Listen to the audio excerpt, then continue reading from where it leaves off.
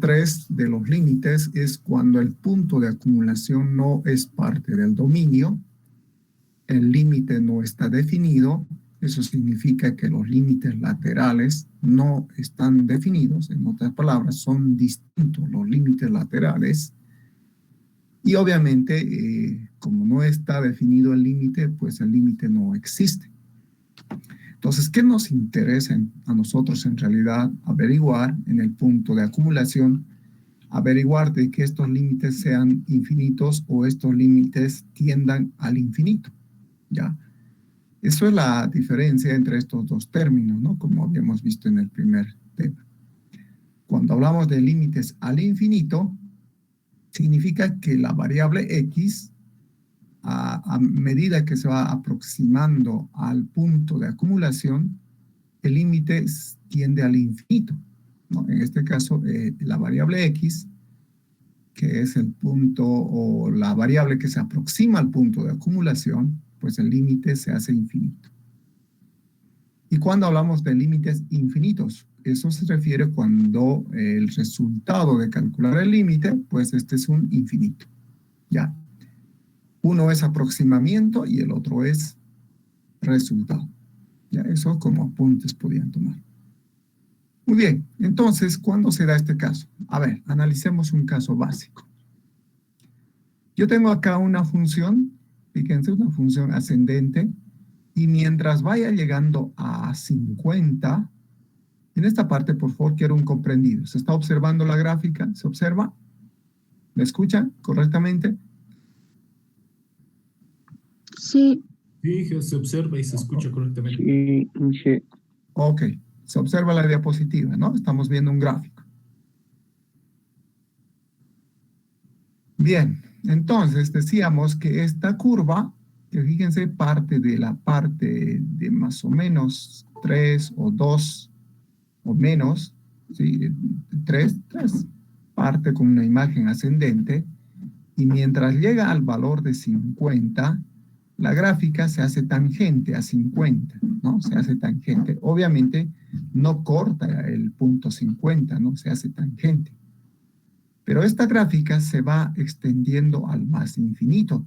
Eso significa que esta gráfica tiende al más infinito cuando el valor toma 50. En realidad no toma 50, cuando se aproxima a 50. Entonces, si yo quiero calcular, por ejemplo, el límite en 100, por ejemplo, 100, pues bien, vemos que este límite no tiene un valor. En realidad, este tiende al infinito, ¿no?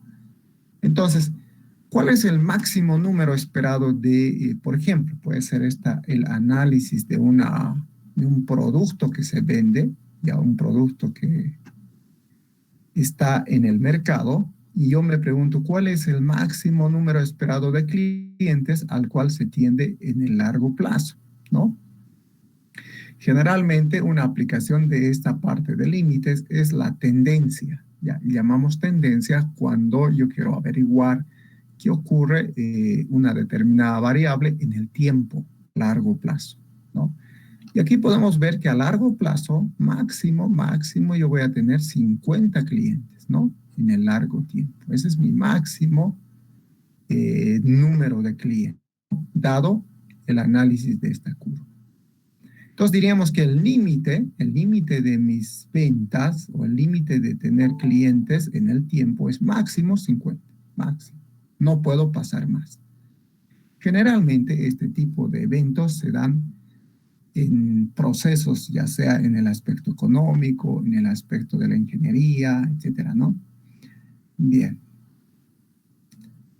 Fíjense entonces, cuando el valor da 50 clientes es el máximo para este tipo de eventos. Entonces, decimos que el máximo, ¿cuánto va a ser? 50, ¿no? No hay más. Puedo pasar ese máximo valor de acuerdo a este comportamiento. Por tanto, diríamos que el límite es 50. Ahora, y el largo plazo me refiero al tiempo. Bueno, en realidad el tiempo, fíjense, ¿cuándo ya se hace tangente? Más o menos desde 80, ¿no? Es más, desde 76, 7, ya se hace la curva una tangente, ¿no? ¿Y cuánto va a ser el largo plazo? En realidad eso se extiende en el tiempo, ¿no? Es decir, cuando el tiempo t tiende a más infinito, ¿no? No interesa el tiempo cuánto sea, puede ser 90, 100 o 110 años, máximo voy a tener 50. Ese es mi límite. Entonces, esa forma de indicar, digo, cuando t tiende a más infinito, ¿ya? Bien, espero que con este ejemplo se haya entendido. Entonces, matemáticamente, este evento, ¿cómo puedo modelar? Yo puedo modelar indicando que el límite de esta función en función al tiempo, cuando t tiende al más infinito, más, porque estoy hacia la derecha, va a ser igual a 50, ¿no? Máximo. Bien. Entonces, estos límites nos ayudan a modelar procesos o eventos matemáticos cuando fundamentalmente hablamos de un evento, en este caso el tiempo, tiende al más o menos infinito. Bueno, el tiempo no puede ser menos infinito, ¿no? En realidad podemos hablar de temperatura, por ejemplo, ¿no? La temperatura puede ser más o menos infinito. Entonces, el límite al infinito, ahora esto quiero que se entienda, cuando hablamos de límite al infinito, nos referimos cuando la variable independiente tiende al infinito, ¿no? El valor se aproxima a la función cuando t crece indefinidamente, ¿no? La variable crece indefinidamente. Bien. Entonces, cuando hablamos de límites al infinito, básicamente nos referimos a dos formas. La primera, cuando el límite L aumenta indefinidamente y lo vamos a denotar de esa manera. Y cuando la variable X tiende a menos infinito, ya en este caso al lado izquierdo, la vamos a denotar con la letra M, ya, letra M. Ya les dije, en el caso del tiempo, bueno, generalmente es el más infinito, pero en el caso de otro evento, como por ejemplo calcular la temperatura, la fricción, el calor, el tiempo de duración de un producto, etcétera, se puede modelar dependiendo, ya sea más infinito o menos infinito. A eso llamamos límites al infinito. Bien. En el caso de que disminuye, la vamos a llamar M. Y en el caso de que aumenta, L.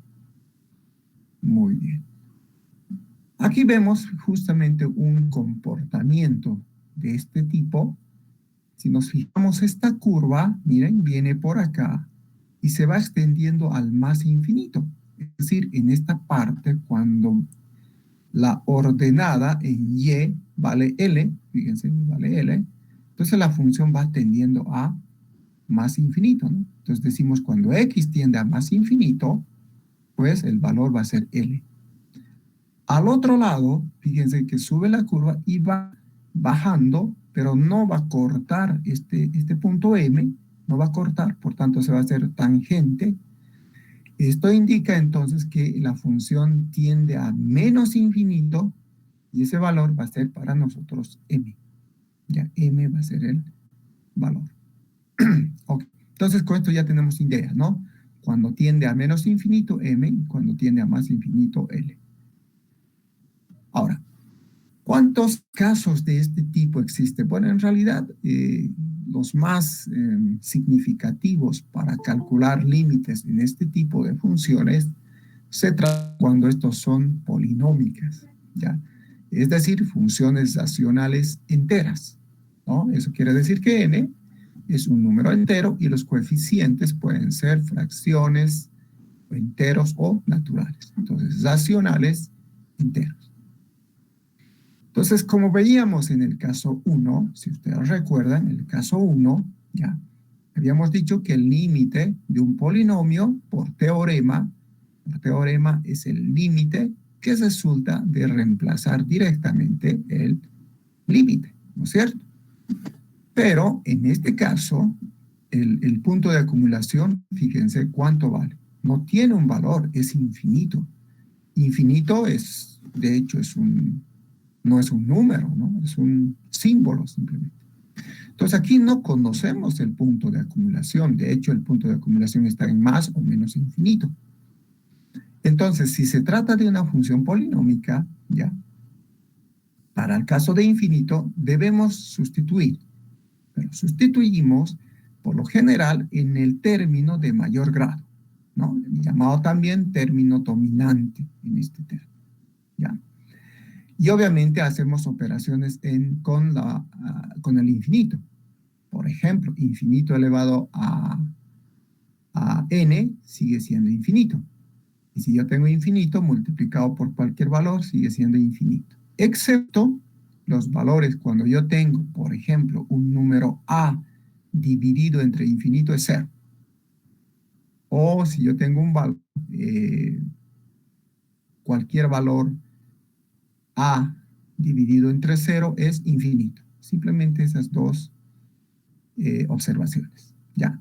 Por ejemplo, veamos aquí, tengo el límite cuando x tiende al más infinito. El punto de acumulación no es conocido. Está en el infinito, pero no conocido. Y en este polinomio de tercer grado, ya, tendría que reemplazar en el término dominante, que sería este término. Ya, en menos 2/3 de x al cubo. Ese va a ser el valor de este límite. Para este caso, inciso B, el término dominante es menos x a la cuarta. Por tanto, sustituyendo acá el infinito, voy a tener infinito elevado a la 4, sigue siendo el infinito, por tanto el límite es infinito. Lo mismo acá, yo tengo infinito al cubo, es infinito. Infinito por 2/3 es infinito. El resultado menos infinito.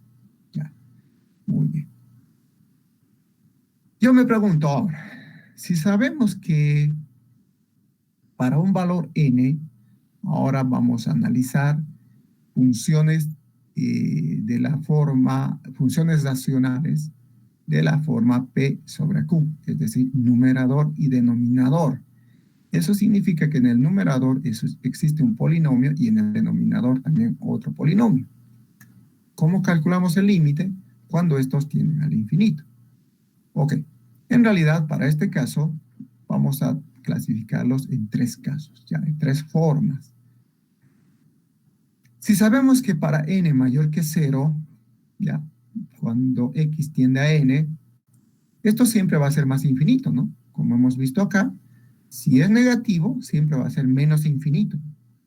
Pero si es positivo acá, obviamente va a ser más infinito, ¿no? Es decir, cuando el exponente es mayor que 0, n, me refiero a este n, ya, es mayor que 0, entonces va a ser más infinito. La pregunta, ¿cuál es el valor de los siguientes límites? Por ejemplo, si yo tengo 1 sobre x a la n, pero cuando x tiende a más infinito, eso significa hacia la derecha, pero la misma función, pero cuando x tiende a menos infinito, a la izquierda, ¿cuál sería el límite? En realidad no va a ser el mismo, ¿no? Porque aquí x se está extendiendo a la derecha y x aquí se está extendiendo a la izquierda. Por lo tanto, el límite no va a ser el mismo, ¿ya? Y lo podemos ver en un gráfico. Fíjense aquí, voy a utilizar el GeoGebra, ya estoy utilizando el GeoGebra, y voy a utilizar una función específica, 4 sobre x al cuadrado. Si nos fijamos aquí, n vale 2. Estamos en este caso, ¿no? N es mayor que 0, es mayor que 0. Entonces, si yo calculo el límite, pues yo puedo graficar esta función. Fíjense, voy a graficar en el GeoGebra. Y es una función tangencial. Eso quiere decir que la curva viene acá, mientras se aproxima a 0, pues el límite tiende al más infinito. Más infinito. Y a la inversa, cuando aparece la función y cuando tiende a 0, me refiero que cuando va decreciendo y se aproxima a 0, ¿ya? ¿Qué ocurre? Pues el límite, ¿cuánto va a ser? El límite va a ser menos infinito, ¿no? Entonces, no es lo mismo para el caso de una función racional entera, ¿ya? Los límites van a ser distintos. Por una parte va a ser más infinito y por otra parte menos infinito, ¿ya? Entonces, ¿qué diríamos en estos dos casos? Para este caso va a ser más infinito y para este menos infinito. Bien, eso nos muestra la gráfica, ¿no? Eso nos muestra el gráfico. En el caso de que sea negativo, fíjense, menos 4x al cuadrado, menos, ¿no? Fíjense que ahora es negativa la función. Obviamente, si yo lo llevo al GeoGebra y gráfico, la curva, fíjense, cambia de comportamiento. Entonces, ¿qué podemos decir? Cuando x va, o cuando x tiende a 0, ¿no? Va tomando menos 6, menos 5, menos 4, y va acercando a 0. ¿Qué ocurre con el límite? El límite tiende a menos infinito, hacia abajo. De otro lado, cuando el límite se va aproximando por derecha, positivamente, 6 o 7, 6, 5, 4, se va aproximando también a 0, o sea, por derecha y por izquierda se aproxima a 0, entonces el límite también tiende a menos infinito.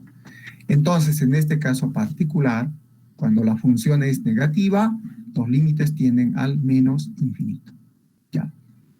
Siempre que yo tenga una gráfica en la cual tengo alguna duda, pues una de las mejores maneras es graficarlo, ¿no? Y el gráfico pues ya nos permite analizar y observar cuál es el comportamiento de la curva, ¿no? En este caso, es interesante ver cómo el límite, cuando tiende a izquierda, por izquierda y derecha, esto se hace menos infinito. Bien. Entonces, ¿qué diríamos? Esto es importante y hay que tomar apuntes. Cuando yo tengo el límite de una función polinómica racional entera, me refiero P sobre Q, en el numerador hay un polinomio y en el denominador también otro polinomio, no simétricos. Eso significa que aquí puede ser cúbica, acá cuarto grado, qué sé yo, tercero, distintos. Y en el mejor de los casos pueden ser iguales, sí, no, pero generalmente distintos.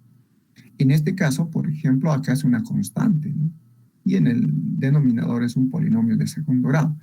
Es decir, aquí es x a la 0, ¿no? No es que no exista x, pero acá hay x a la 0 y eso es 1. Entonces son no simétricos, es un polinomio no simétrico. Entonces, en general podemos hablar de este tipo de funciones.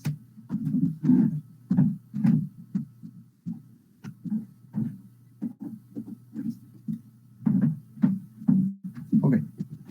Ahora, cuando hablamos de que x tiende al más infinito, lo hemos denotado de esta manera, ¿no? X tiende al más infinito. ¿Qué significa? Que x va a tomar el valor 0, 1, se va a ir alejando del 0, ¿no? Cuando x tiende al más infinito. Y cuando decimos que x tiende a menos infinito, ¿qué significa? Que x va a tomar 0, menos 1, menos, y se va a ir alejando a la izquierda. Eso tiene que quedar claro, ¿no? Esto significa eso. Y cuando x tiende a infinito, sin signo, infinito, se denota x tiende a infinito, significa el valor absoluto. ¿Ya? El valor absoluto. Eso significa que tiende a más infinito. ¿Ya? Y obviamente ya no se coloca el signo. Es decir, estamos hablando que x en valor absoluto tiende al más infinito. Ahora, el cálculo de límites para este tipo de funciones, ¿ya? Significa que si son polinomios, ambos, ¿no? Racionales enteros, n y m son enteros positivos, ¿no? Puede ser 3, 4, 5, 2, etc. Entonces, estos se presentan en tres casos. Veamos el primero. El primer caso es cuando el límite, ya, tanto para el numerador y el denominador son distintos. Aquí puede ser 3, 4, etc. Son distintos. Fíjense, x a la n y aquí x a la m son distintos. ¿Qué hacemos en ese caso? Lo correcto, dice, es dividir el polinomio, ya sea numerador y denominador, entre el mayor. Me refiero entre x a la m. Fíjense, estoy dividiendo el numerador y el denominador. Obviamente esto no altera la estructura, porque si simplificamos es 1. Ok. Si hacemos ese trabajo, obviamente la función racional se va a simplificar. Eso quiere decir que un término de estos, en realidad todos estos términos, evaluando en infinito, como dijimos al principio, solamente va a quedar el primer término, es decir, el término dominante. es decir, el que tiene mayor exponente. ¿Ya? En este caso, si es x a la n, pues va a quedar x a la n, y en el caso del denominador, x a la n.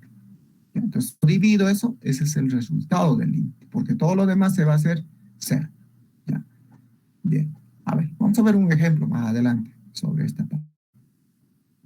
En resumen, el caso 1, si n es menor que m, ahora sí vamos a ya clasificarlo. Eso significa que el exponente del numerador es menor que el exponente del denominador. Entonces, ¿qué hacemos? Tomamos el mayor, ¿no? Divido entre x a la n, tanto numerador y denominador, ¿no? Como hicimos acá.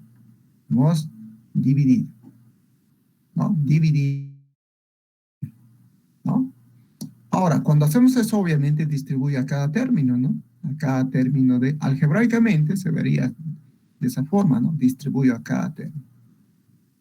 Lo mismo en el denominador, x a la m a cada término. Pero, ¿qué va a ocurrir acá? Todos los términos van a eliminar, todos se van a eliminar porque acá voy a anotar infinito, y la variable infinito a la m es infinito, ¿no? Infinito sobre infinito, o infinito por infinito, infinito. Todos esos términos se van a hacer 0, excepto el último término, ¿no? Y eso va a ser b sub m, porque aquí se va a simplificar x sub m con x sub m, y simplemente me va a quedar b sub m, ¿no? B sub m. ¿Y qué voy a tener al final? 0 más 0 más 0, 0, ¿no? Porque todos estos se van a eliminar. En el denominador solo va a quedar b sub m. Entonces, ¿qué tendría? 0 sobre b sub m, 0. Entonces, un límite de un polinomio de esta forma, cuando el exponente del numerador es menor que el exponente del denominador, el resultado siempre va a ser 0. El segundo caso, que es el caso más básico, es cuando los exponentes de ambos polinomios son iguales. N y m son iguales. Entonces, ¿qué voy a tener? xn igual a xm, ¿no? Porque son iguales. Entonces, si yo divido numerador y denominador por x a la n, entonces, obviamente, este se va a simplificar. Este va a ser x a la n, con x a la n se simplifica y me queda a sub n. En el denominador, x a la n sobre x a la n se va a simplificar y me queda b sub m. Y todo lo demás se va a hacer 0. 0 más 0. Y el resultado, entonces, va a ser a sub n sobre b sub m. Es decir, la división del coeficiente del primer término o del término dominante entre el coeficiente del denominador. Y el caso 3 es cuando ahora el grado del numerador es mayor. Es mayor. ¿Ya? Si se trata de este caso, entonces del mismo modo hay que dividir entre x a la n, que es el mayor, ¿no? Entonces todos en el denominador se van a hacer 0. Todos ceros. Y en el numerador solo va a quedar a sub n. El resultado va a ser a sub n entre 0, y eso es infinito. Ahora sí, veamos un ejercicio. Y este ejercicio hay que tomar apuntes. Bueno, en realidad, primero atienda y luego tomamos apuntes. Fíjense que aquí tengo un polinomio en el numerador, en el denominador también otro polinomio. En realidad este polinomio no está explícito, por tanto voy a multiplicar y simplificar. Haciendo eso llego acá. 6x al cuadrado más 10x menos 9x menos 15 por 4x menos 6. Esto todavía se puede simplificar, multiplicar término a término y voy a llegar acá. 24x al cubo menos 36x al cuadrado más 4x al cuadrado menos 6x menos 60x más 90. Acá también se puede simplificar. ¿Qué voy a tener? Menos 66x. Aquí ya está el polinomio simplificado. Cuando el polinomio está simplificado, es decir, expresado en su mínima expresión, lo primero que tengo que hacer es analizar. X tiende a más o al infinito. ¿Qué significa? Que estamos en el caso, y esto es importante, estamos en este caso. X tiende a infinito simplemente. Eso significa que estamos hablando del valor absoluto de X. Valor absoluto de X, y este tiende a más infinito. Es casi similar al primer caso. pero estamos hablando del valor absoluto, más y menos x, ¿ya? Entonces, en ese caso, lo que debo hacer es reconocer si es caso 1, caso 2 o el caso 3. Y si nosotros observamos, bueno, para nuestro caso es el numerador es mayor, bueno, en realidad son iguales, fíjense, es x al cubo, x al cubo. Es decir, estamos en el caso 2, son iguales. Bueno, aquí al parecer no se ve específicamente qué grado tiene, pero al simplificar, pues veo que en realidad en su mínima expresión el polinomio es del mismo grado. ¿Qué se hace en ese caso? Pues se divide, dice, entre el x a la n, que en este caso sería x al cubo, ¿no? Entonces voy a dividir numerador y denominador entre x al cubo. Si hago ese proceso, ¿qué voy a tener acá? X al cubo se va a simplificar con x al cubo. Aquí me va a quedar una sola x en el denominador. Aquí me va a quedar 2x en el denominador. Y acá, x al cubo. Acá lo mismo, ¿no? X se simplifica y me va a quedar 3. Y aquí me va a quedar x al cuadrado en el denominador y x al cubo. Si sustituimos el límite, bueno, obviamente aquí me va a quedar 24. Acá va a ser 32 por infinito. Infinito por infinito es infinito, o 32 por cualquier infinito, perdón, infinito por cualquier número siempre es infinito, ¿no? Ok, si hay otra operación, ¿qué voy a tener? Acá está la simplificación, 24 y 3. Justamente por eso decíamos que el término el término dominante es el que decide en realidad el límite, ¿ya? Entonces aquí, fíjense, me queda 24,3. Aquí 32 sobre x. Y acá me queda 66 sobre x al cuadrado, ¿no? Muy bien. 32 sobre infinito. Me has dicho que esto es 0. Cualquier número dividido entre infinito, 0. Infinito al cuadrado sigue siendo infinito. Infinito al cubo sigue siendo infinito. Es decir, acá voy a tener un número dividido entre infinito, y eso es 0. Menos 0 es 0. Solamente me queda 24 sobre 3. Y eso es igual a 8. Entonces, ¿qué decimos? Que el límite de este polinomio entero racional cuando x tiende a más infinito, el valor absoluto, entonces el resultado es 8, ¿no? Bien. A ver, veamos este otro ejemplito 2. Ya es un ejemplito 2 un poquito más interesante, porque el numerador ahora tiene mayor grado. Es decir, estamos en el caso 3, ¿no? En el caso 3. ¿Qué hacemos? Tomamos el término de grado mayor, en este caso x a la cuarta, y dividimos todo el polinomio del numerador y del denominador. X a la cuarta, 5x al cubo sobre x a la cuadra, menos x sobre x a la cuadra, todos, ¿no? Pero ¿qué va a ocurrir aquí? Este siempre se va a simplificar y me va a quedar 1. Aquí me va a quedar un x en el denominador y acá me va a quedar x al cubo en el denominador.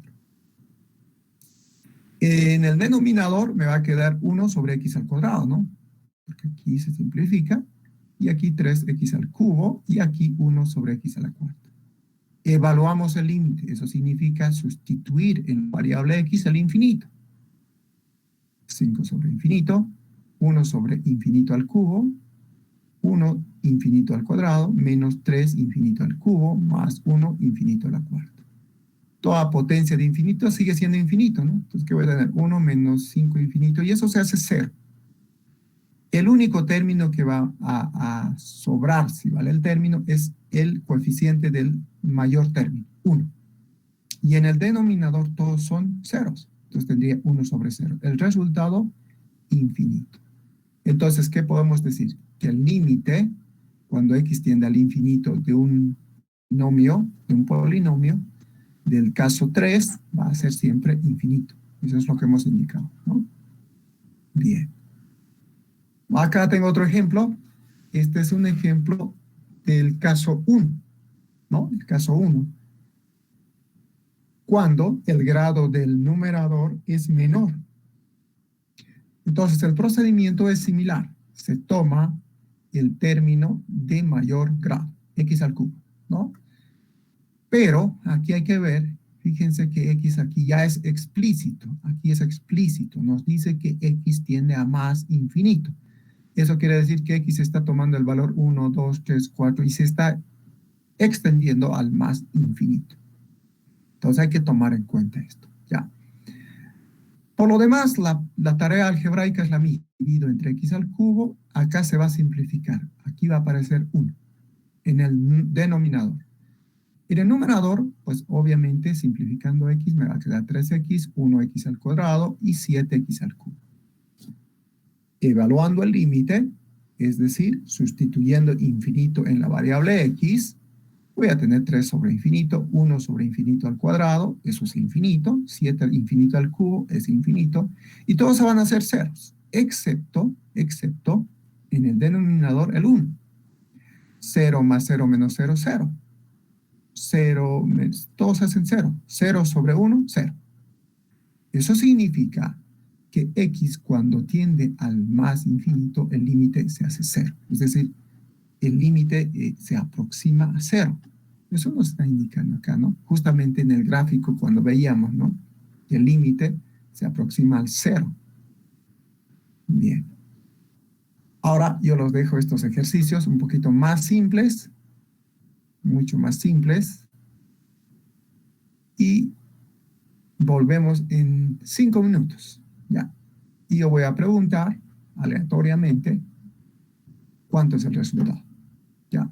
5 minutos tenemos para resolver, que son simples, ¿no? Este es el caso 2, límites iguales. Este es el caso 3,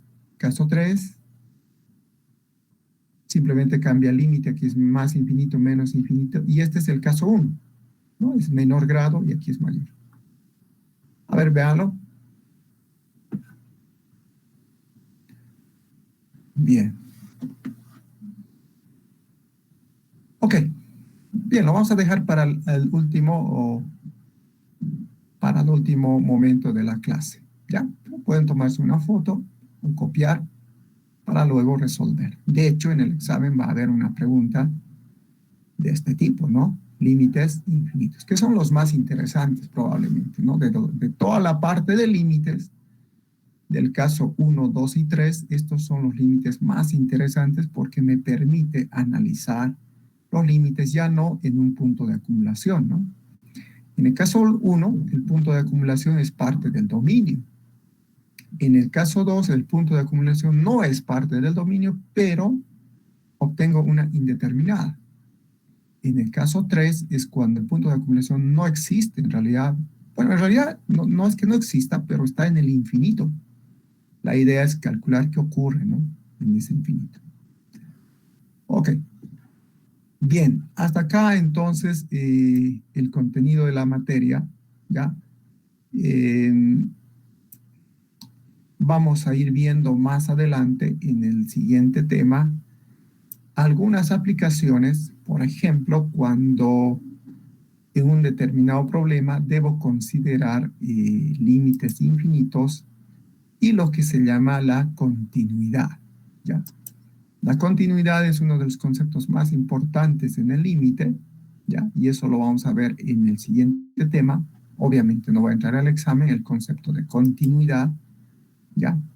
Que son conceptos un poquito más no interesantes, en realidad, de aplicabilidad del concepto de límite, ¿ya? Pero simplemente a manera de una idea clara de qué es continuidad, es esta, por ejemplo, ¿no? Una función que viene acá, desaparece y vuelve a aparecer. Esta es una discontinuidad. Es una discontinuidad. La función no es continua, ¿no? Lo mismo acá, esta función no es continua. Por tanto, no tiene límite, podemos decir, ¿no? Que en cero la función no tiene límite. Entonces, este caso, por ejemplo, cuando x tiende al infinito de estas funciones no tienen límite, ¿no? Porque estamos hablando del infinito. En cambio, esta otra función, esta sí es una función continua, ¿no? Fíjense que tiende al menos infinito y aquí tiende al más infinito, por tanto no tiene cortes, entonces indicamos que esta función es continua, ¿ya? Ahora, gráficamente no hay mucho problema, ¿no? Decir cuándo es continua y cuándo es discontinua, pero analíticamente ahí ya hay que aplicar conceptos de límites y eso lo vamos a ver ya en el siguiente tema cuando analicemos la continuidad de una función analíticamente hablando. Bien, hasta acá entonces el contenido de la materia. Estos ejercicios ustedes lo pueden resolver en su tiempo libre o a manera de practicar con el ayudante también pueden resolverlo. Bien, fijemos la fecha del examen. La fecha del examen del primer parcial, en realidad tendríamos que dar la siguiente semana, lunes o martes. Ustedes eligen el día. ¿Qué día damos el examen? Sería lunes, ingeniero. Ok, lunes. ¿Ya? ¿Qué dicen los demás? Yo digo martes. Martes, ingeniero. Martes, ingeniero. Lunes, Ya. ingeniero, martes. Yo también Tres. martes, ingeniero. Martes, 4. ¿Alguien más? 5. Martes, ingeniero. 6. Martes. Martes, ingeniero. Martes. Ya, ok. La mayoría entonces indica martes. Más o menos 7 personas frente a 1 que decía lunes. Ok, entonces el día martes es el día del examen. Ya. El examen, a ver, sugerencia. Y esto es importante. Para que luego el día del examen no tengamos percances. El examen es virtual. Ya, de hecho, el examen no es presencial, por tanto es virtual. Y 3 recomendaciones, pero por favor quiero que se me atiendan. La primera recomendación y la más importante. El día del examen, que es en este caso el martes, 10 minutos antes, me refiero más o menos 8:15, yo ya voy a estar en línea, y 20, vamos a enviar el examen a su correo. ¿Cuál correo? El correo que ustedes me enviaron al registrarse en la materia. Me refiero al formulario que llenaron. No, hubo una etapa donde ustedes llenaron el formulario y hubo otra etapa cuando corrigieron el formulario. Eso quiere decir que hemos pasado por la etapa de registro y depuración. Por tanto, no debería existir errores. No debería existir. Ese correo es el que yo voy a utilizar para que a ese correo yo les envíe el enlace del examen. Ustedes, 10 minutos antes, ya deben ingresar a su correo para verificar que les haya llegado el correo.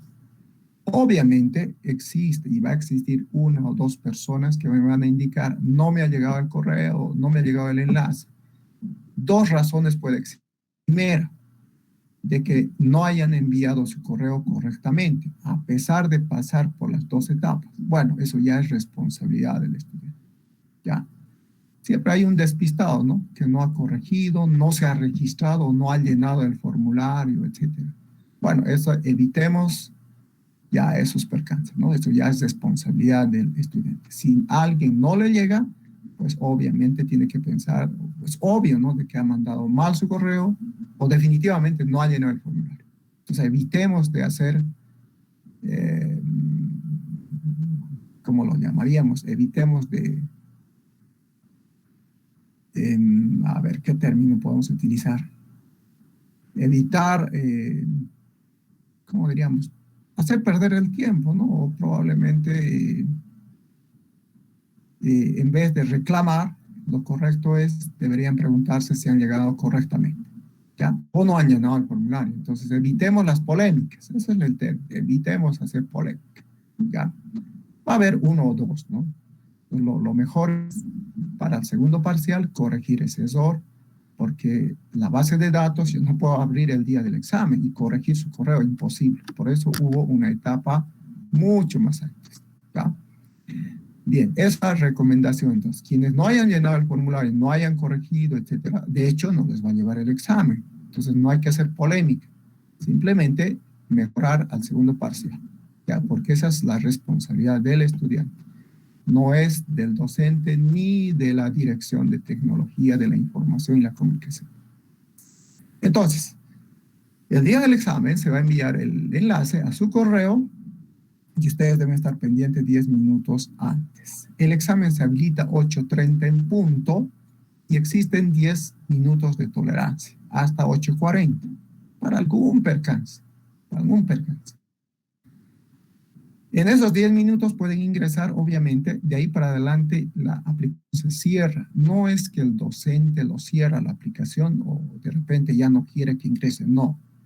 El examen es virtual, pero es administrado y monitoreado desde la Dirección de Tecnología de la Información y la Comunicación a través del vicesectorado. Es decir, el docente no tiene acceso a muchas opciones. De hecho, el examen se envía un día antes a DETIC, el docente envía y la DETIC administra. Eso quiero que se entienda. Siempre hay un despistado que se sale, ocurre algo y me dice, ingeniero, habilíteme, acépteme, yo no puedo hacer esto, porque el examen es administrado y controlado desde DETIC a través de la plataforma. Es decir, el examen vamos a dar en la plataforma Moodle, que va a ser transparente al usuario, ¿no? Me refiero a que a ustedes les llegue el enlace, hacen clic al enlace y listo, directamente les llega al examen. No tienen que instalar, no tienen que hacer nada. Simplemente presionar sobre el enlace una sola vez. Está navegando desde el celular, se aconseja, antes de ingresar al correo, colocar el celular de manera horizontal. Ya algunos celulares, dependiendo del modelo, tienen mucha sensibilidad en la pantalla, ¿no? Apenas están aproximando un objeto, ya cambia la pantalla. El celular solo ustedes lo conocen, ¿no? No puede venir el docente ni la DETIC a su casa a enseñarle a usar, ¿no? Cada estudiante es responsable del uso de su celular porque lo conoce, ¿no? Entonces, si tiene mucha sensibilidad en la pantalla, tengan mucho cuidado, ¿no? Porque resulta de que el examen es secuencial. Es decir, aparece la primera pantalla y en la parte superior les indica el tiempo. El tiempo no lo conozco yo, eso lo administra DETIC, pero el día del examen les aparece el tiempo en la parte derecha superior y se va descontando segundo tras segundo. Faltando 3 minutos para la finalización, 2 o mejor 5, envíen su examen. Puede que algún examen se quede en el camino, ya sea por la red, el conflicto, etc. Entonces, para evitar, envíen 5 minutos antes. Recomendación entonces, la primera y la más importante. La segunda, decíamos que el examen es secuencial. Eso quiere decir que hay que resolver la 1 antes de pasar a la 2. No se puede navegar en el examen, es decir, a ver qué preguntas existen. 1, 2, no. Hay que resolver la 1, luego pasar a la 2. Si alguien no resolvió la 1, pues pasa a la 2, ya no puede retornar a la 1. A eso me refiero, no se puede navegar. Ahora, ya les decía hace un momento, si alguien tiene una pantalla del celular muy sensible y de repente está en la pregunta 1 y por algún descuido o irresponsabilidad se pasó a la 2, ya no puede volver a la 1. Y evítense enviar mensajes al docente, ingeniero, me he pasado sin, como alguien dice, no lo he hecho nada y se ha aparecido la 2. Y una vez alguien me decía, no ocurre eso. El celular, la computadora, la PC, la laptop, realiza tarea que el usuario le dice. O sea, no es autónomo el celular, no hace por sí sola las cosas, ¿no? Entonces evitemos esos percances, ¿ya? Entonces el examen es secuencial. Una vez que terminen el examen, me refiero en la última pregunta, hay una opción en la parte de abajo que les dice enviar. Envían el examen e inmediatamente les sale la nota del examen. Como constancia, pueden tomar una foto o simplemente dejarlo ahí, pero yo les sugiero que tomen una foto, porque suele ocurrir que al finalizar el semestre, alguien dice, pero yo he dado todos los exámenes y no tiene nota, entonces yo le voy a pedir constancia. Entonces hay que sacar una foto por algún motivo que pueda darse un percance. Entonces, al finalizar el semestre ya tienen la nota de todos sus parciales, ya saben si entregaron prácticas, si asistieron correctamente con el formato y no es necesario esperar cuando va y publicar notas, no. Saben sus ponderaciones, entonces es suficiente calcular una simple suma de sus exámenes, ¿no? Eso también es importante porque el examen ya les muestra la nota al finalizar. Entonces, recomendación segunda, eviten el uso adecuado de su celular, PC o computadora o laptop. Otra recomendación, es importante que la hora de su celular, computadora o laptop esté correctamente. Alguna vez ocurre, ¿no? La aplicación de la plataforma utiliza la hora del celular, me refiero del usuario. Si es computadora, PC o celular. Si su celular está adelantado con una hora o su computadora con una hora, le va a llegar el examen y obviamente ya ha concluido el examen porque ya no hay tiempo, ¿no? Entonces, hay que poner en condiciones su celular para el día del examen, ¿ya? No es la hora que muestra en la pantalla, sino ingresen al sistema mismo, ¿no? Me refiero al sistema del celular o la computadora. Ahí tiene que estar la hora correctamente configurada. Latinoamérica y La Paz. Esa es la configuración, ¿no? Latinoamérica, La Paz. Entonces, si está la hora configurada correctamente en el sistema, no va a haber problema. Pero si alguien no ha configurado la hora y de repente solo se ha confiado, si vale el término, en la hora que muestra la pantalla, puede haber muchas razones, ¿no? Problema de virus, por ejemplo. Los virus generalmente atacan a la hora. La hora se ve correcta, pero en el sistema la hora es otra. Entonces ingresen al sistema y configuren. Les repito, eso no va a hacer el docente, no va a venir a su casa y configurárselo. Eso lo tiene que hacer el estudiante, ¿no? Suele ocurrir. Si a alguien le ocurre eso y de repente le sale el mensaje tiempo concluido, ya, eso es responsabilidad del estudiante.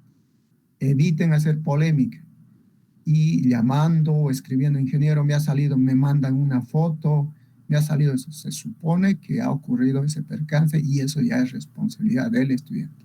¿Qué tengo que hacer? Pues prevenir para el segundo parcial, no hay otro. Ya, evitemos las polémicas. Bien, finalmente la última recomendación. La última recomendación tiene que ver más con DETIC que con el docente.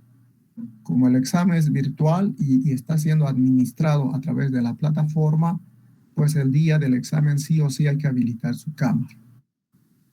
La cámara que tiene que enfocar su examen y parte del estudiante.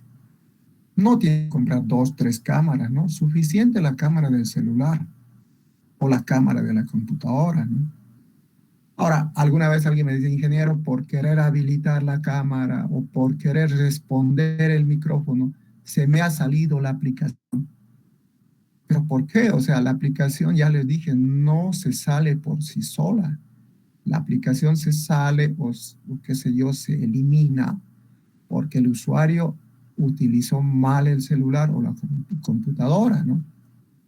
Imaginemos que alguien tiene un Samsung S21, última generación. Estos celulares lo que hacen es que cuando apenas aproxime un objeto, cambia la pantalla, ¿no? Y eso ustedes saben muy bien. Entonces hay que tener cuidado, ¿no? Si mi celular es de última generación, pues tengo que tener mucho cuidado, ¿no? Al momento de habilitar el micrófono, por ejemplo, ¿no? O al momento de habilitar la cámara. Cada estudiante es responsable de su celular. En otras palabras, pongan en condición su celular, ¿no? Simplemente eso, ¿no? No tienen que comprar cámaras, micrófonos, nada, ¿no? Simplemente el micrófono y la cámara de la PC o del celular. Entonces, el día del examen hay que tener la cámara habilitada. Se va a controlar la asistencia en 2 oportunidades. Si no responden al control de asistencia y su cámara está apagada, pues de hecho, DETIC, quiero que se entienda, les elimina, no el docente. Les va a llegar algunos mensajes individuales a cada estudiante. Señor estudiante, habilite su cámara, o señor estudiante, está eliminado, o señor estudiante, etcétera. Eso no está mandando mensajes el docente, sino es DETIC. a través de vicesectoral. Ya eso quiero que se entienda. En realidad, el docente entra como un observador, nada más. Eso quiero que se entienda. Quienes controlan, quienes administran, es la Dirección de Tecnología de la Información y Comunicación. ¿Ya? Entonces, por favor, eso quiero que se entienda. Para más adelante, para todos los exámenes, el procedimiento es el mismo. Bien. Finalmente, una recomendación de parte del docente. Esto sí es de parte mía. Yo les sugiero que si queremos tener un buen examen, sin percances, sin que se cuelgue el celular, etcétera, yo les sugiero que para el día del examen, no solo el día del examen, sino para todas las clases. Ya les decía en algún momento, el celular solo debe ser para ese propósito. Me refiero, celular es suficiente instalar el sistema operativo y WhatsApp, que es lo que se utiliza más. Pero si tienen el celular a redes sociales, Facebook, Instagram, TikTok, muchas aplicaciones de productores de video, tienen música, videos. De hecho, el celular no funciona bien. El día del examen necesitan un celular que esté libre. Y debería ser para todas las clases. Un celular libre de toda basura. Pero si ustedes van a entrar al examen con un celular súper cargado, pesado, obviamente van a tener problemas. Se va a colgar, no va a entrar la señal, el enlace no les va a llegar rápido. Pues eso ya depende de cada estudiante. Solo como sugerencia. El celular debería tener solo ese propósito, para dar exámenes y clases. Pero si el celular lo están utilizando para otros propósitos, pues de hecho el celular va a tener problemas. La aplicación de la plataforma utiliza mínimo recurso. Eso quiere decir que más o menos tiene 256 K de memoria. O sea, ni siquiera un mega. Y de velocidad igual, mínimo. Pero si se está ejecutando redes sociales en segundo plano, pues van a tener problemas. Entonces, sugerencia del docente, ¿no? Su celular debería estar en condiciones para pasar y en el examen, fundamentalmente. Bien, todas estas recomendaciones están en el manual o en el tutorial. De todas maneras, el auxiliar supongo que también lo va a recomendar. Bien, ¿alguna consulta? He recomendado en detalle, simplemente porque ustedes son alumnos nuevos. Un estudiante antiguo pues ya sabe cómo son los procedimientos. Me he tomado el tiempo más de 15 minutos recomendando y espero que el día del examen no existan estos percances y evitemos las polémicas. Ingeniero, no me ha llegado el enlace, ya obviamente saben por qué. O ingeniero, se me ha salido de la aplicación, ¿qué puedo hacer? Yo no puedo hacer nada, ya les dije. O que me digan, ingeniero, mi celular no está en condiciones. O la hora, ingeniero, me ha salido, evitemos mandar fotos, etc. Estoy recomendando varias veces. Todo percance es del lado del usuario. Por lo demás, la Dirección de Tecnología de la Información para el día del examen va a utilizar una red dedicada. Eso quiere decir la mayor parte de ancho de banda y velocidad. Y si con ello no, imaginemos una velocidad de mínimo de 8 megas, con una aplicación que utiliza ni un mega, 256K, que es la cuarta parte de un mega, y que pongan de excusa que no me llegó o que está lenta, es por el celular o la PC que no está configurado correctamente. Y eso ya es responsabilidad del estudiante. O sea, evitemos ese día. ¿Ya? Ok. ¿Hay preguntas para el día del examen? Bueno, creo que no hay preguntas. He sido claro. Bien, nos vemos el día del examen. El día lunes pasamos normalmente clases. Vamos a avanzar el tema 4. Y el examen sería el día martes, del tema 1, 2 y 3. Bien, los veo el día lunes. Cuídense, muchachos. Bye, bye. Hasta luego, ingeniero. Chao, chao. Hasta luego, ingeniero. Ustedes. Hasta luego, ingeniero. Gracias, ingeniero. Hasta luego.